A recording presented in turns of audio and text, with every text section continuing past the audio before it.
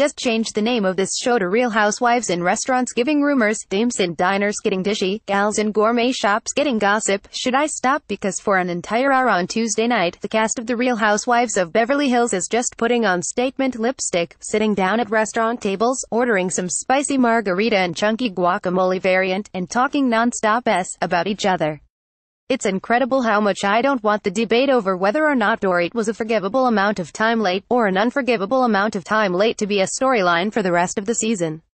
And yet, it gives me such ample opportunity to practice one of most beloved pastimes, going off on Dorit, who is the stone-cold worst.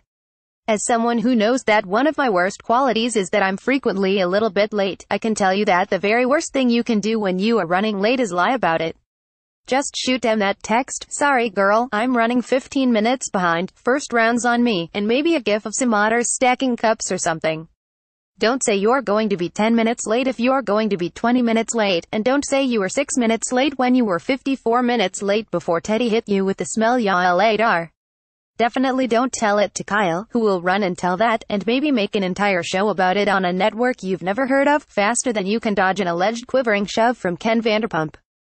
And look at me go, already going on and on about the one thing I'm dreading hearing about for the next 122 episodes of Season 8. But I just can't help myself. Let's sit down to 10 different dinners to discuss it in full, shall we? The only housewife who doesn't sit down to a meal exclusively to gossip about her coworkers is Erica.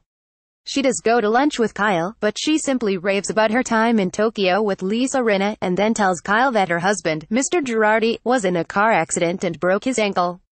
She says repeatedly that he is fine and it could have been much worse, but her husband is 79, and she's clearly shaken.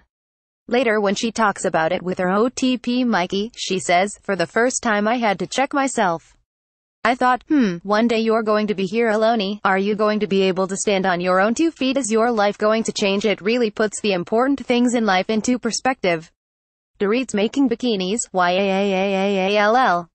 We've heard tale of Dorit's swimwear line, which was apparently called Dorit International for the 5 years that she ran it, and on the cusp of going to the next level, Dorit says. Then I met PK, and he wanted me to let go of the swimwear company so that we could start a family, and that's what I did.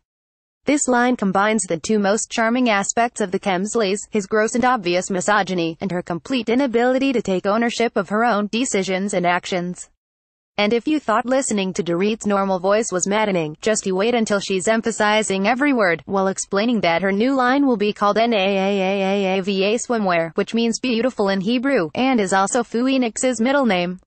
But learning about Dorit's fashion background has led me to one wonderful discovery, for which I will be eternally grateful. While Googling Dorit International, I found something even more startling than Dorit's former fresh-faced look and barrel curls. The tagline for Dorit International was, "I kid you not, looking good should be effortless." Effortless. Dorit. I am not exaggerating when I tell you that in my episode notes, prompted by those purple thigh highs coupled only with a men's dress shirt and blunt bob like some sort of risky business nightmare, I went on a 200-word tirade about Dorit's epic thirstiness that I will summarize to you only with the final line, unedited. Dorit thinks she uses excess, but she only uses effort. Dorit, if you're reading this, you can have that tagline for your new swimwear line for the low price of never bringing PK on screen again. Alright, let's detox with some puppies. Lisa Vanderpump has started the Vanderpump Dog Rescue Foundation, which is lovely and noble, and I have nothing snotty to say about it. All snottiness comes from the editors when someone drops off a puppy LVP proclaims to resemble her husband, and the editors put their 2 photos side by side, one labeled Stray Dog, and the other labeled Ken.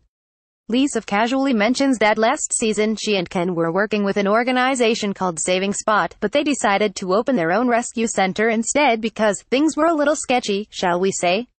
Put that in your back pocket. Recap continues on page 2.